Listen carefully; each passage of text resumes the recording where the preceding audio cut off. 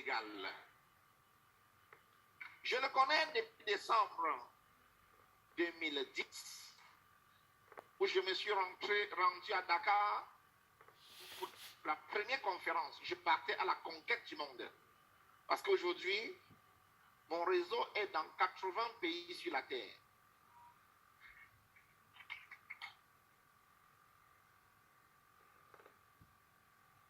À l'époque, à 29 ans, j'avais la soif de réussir.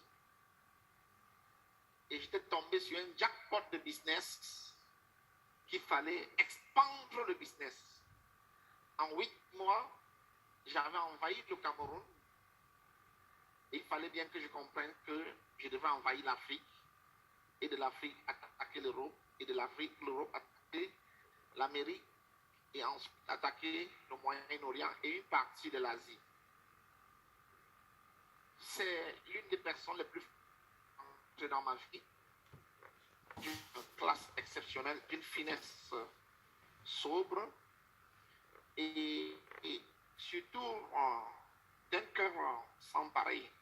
Si vous avez vu Josiane tout à l'heure, sénégalaise, qui est au Sénégal, c'est une Camerounaise. Et c'est lui qui l'a accueilli au Sénégal. Lui, il est sénégalais. Et il a fait tout pour encadrer Josiane, qui est devenu un multimilliardaire aujourd'hui. Il s'est battu pour l'encadrer et il l'encadre toujours. Et dans cette organisation, il est grand mentor. Il a gagné en 11 ans beaucoup d'argent. Et il a aidé en 11 ans des millions de personnes à travers le monde. Et j'ai tellement voyagé aussi avec lui dans tous les pays pour aller partager notre expérience. Mesdames et messieurs, recevons le docteur Alex Nicodème Kaba.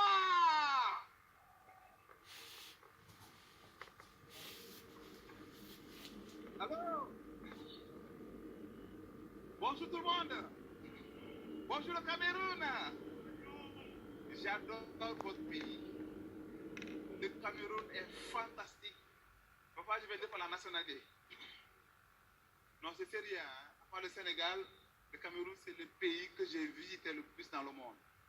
Je suis venu ici, peut-être que c'est ma 31e fois aujourd'hui que je vais au Cameroun et j'adore ce pays. J'adore le Cameroun. Je sais que c'est normal parce que mon papa est camerounais. Donc il faut que je vienne au Cameroun à côté de mon papa pour apprendre beaucoup de lui. Voilà, mon nom c'est Alex Nicodème Tabar. Je suis sénégalais, je suis médecin de formation, je suis pédiatre et je suis installé en privé.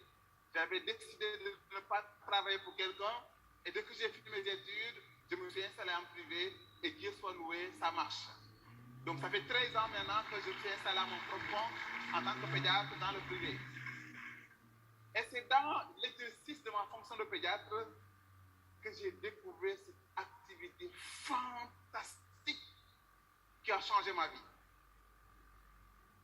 Et comme on le dit, les voies de Dieu sont insondables. Dieu a choisi une personne que je ne connaissais pas, que je n'avais jamais vue, pour qu'elle vienne dans mon cabinet et me proposer cette activité. Et vous savez, quand tu es médecin, surtout en son temps, dans le privé où j'étais et où je suis toujours, pour moi, j'étais bien. Parce que c'est l'argent, j'en gagne. Donc dans ma tête, je n'avais plus rien à faire. C'est de travailler dans mon cabinet et d'enjoy la vie. De prendre ma revanche sur la vie. Parce que je suis né d'une famille pauvre. Alors quand je m'installe en privé, ça marche. Pour moi, je suis bien. Et quelqu'un vient me dire, non, sors de ton cabinet, voilà quelque chose de mieux. Oh, mais est-ce qu'elle connaît à qui elle parle? C'était l'orgueil du médecin. Elle m'invite donc à une conférence à laquelle je ne suis pas parti. J'étais un de mes amis qui est passé me voir. Ben, Dieu soit loué. Comme toi, tu ne fais rien pour le moment, voilà apparemment un business qui peut t'intéresser. Va voir. Si tu es intéressé, ben tu prends. C'est comme ça que mon ami part voir. Et le lendemain, il revient au cabinet et me dit, mais le monsieur que j'ai trouvé là-bas, c'est un monstre de la communication. Il est très fort et très pertinent. Toi-même, va voir.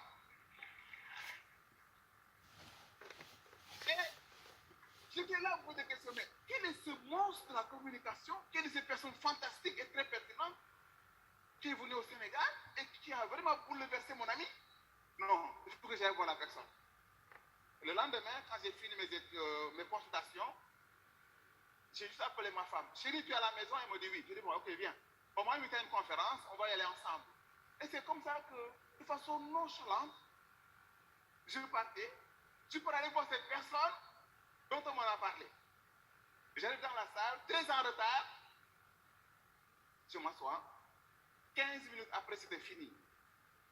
Je devais rentrer. Et c'est dans le chemin pour rentrer que j'ai vu Maman Josiane. C'est en fait elle qui est venue m'inviter à aller découvrir ce business. Est-ce qu'on peut acclamer très très fort pour m'appeler Maman Josiane? C'est là qui m'a donné cette opportunité fantastique qui a changé ma vie totalement et qui continue toujours à changer ma vie. Donc en rentrant, je passais juste lui dire merci madame pour partir. Et c'est là qu'il me dit non, docteur, ne pars pas. Elle me connaissait à peine. Ne pars pas. Je me suis mis en rapport avec docteur Raoul. Je dis quoi, docteur? Ah là, je dois m'arrêter parce qu'il faut que j'écoute un collègue docteur. Allons, j'attends. Quand il a fini de voir les autres, on m'amène vers lui. Et c'est dans la discussion qu'il m'a dit qui il était, combien il gagnait. Alors j'ai dit, mais moi je ne gagne absolument rien du tout. Mais si lui qui gagne autant fait cette activité, il faut que moi-même je vienne voir. Parce qu'il m'a dit, malgré ce que je gagnais, j'ai tout laissé, je ne fais que cette activité. Je dis, c'est pas possible. Lui, il gagne 10 fois, 20 fois plus que moi. Et il arrive pour ne faire que ça. Demain, je serai là. Le lendemain, première heure, j'étais là. C'est pourquoi, depuis ce jour, je n'arrive jamais en retard. Jamais, jamais, jamais. La seule chose qui me stresse, c'est de devoir arriver en retard. Je n'arrive jamais en retard. Jamais. Alors j'arrive, je rencontre, il m'exprime le cash flow quadrant. Je vois ma position dans le cadran S. Et ça fait tic dans ma tête. Voilà, ton grand frère qui gagnait très bien sa vie était dans le cadran E. Et tu as vu quand il est mort ce qui s'est passé. Et si toi tu meurs aujourd'hui, quelle sera la situation de ta famille? C'est là où j'ai dit, ah non, là il faut que je revienne. Le lendemain, je reviens. Le surlendemain, je reviens. Et à la fin, je lui dis, comment faire pour s'inscrire? Il me dit, fais ça, j'ai inscrit. Et comme les voix de Dieu sont insondables, je connaissais à peine Maman Josiane, je n'avais jamais vu Dr Raoul, je lui ai donné 1,5 million. Il rentrait au Cameroun, m'inscrire, moi, ma femme et ma petite soeur, quelqu'un que je n'avais jamais vu, qui aurait bien pu disparaître avec mon argent et tout perdre. Mais quand Dieu t'appelle, il t'a appelé. Et je suis sûr que nous qui sommes dans la salle, Dieu nous a appelés. Si tu es nouveau, ancien, Dieu t'a appelé. Parce qu'aujourd'hui, c'est la rentrée scolaire de SOS Afrique. C'est pourquoi je suis fier d'être là aujourd'hui. Papa, ce que je projette à l'avenir, je suis venu me ressourcer. Parce que mon déclic dans ce business s'est fait au Cameroun. Le coronavirus est venu détruire beaucoup de choses. Je viens reprendre l'énergie au Cameroun, repartir au Sénégal et reprendre ce que j'avais fait avant et continuer le chemin parce que ce business est moi, c'est jusqu'à la vie. Merci beaucoup, papa. Merci beaucoup. Wow.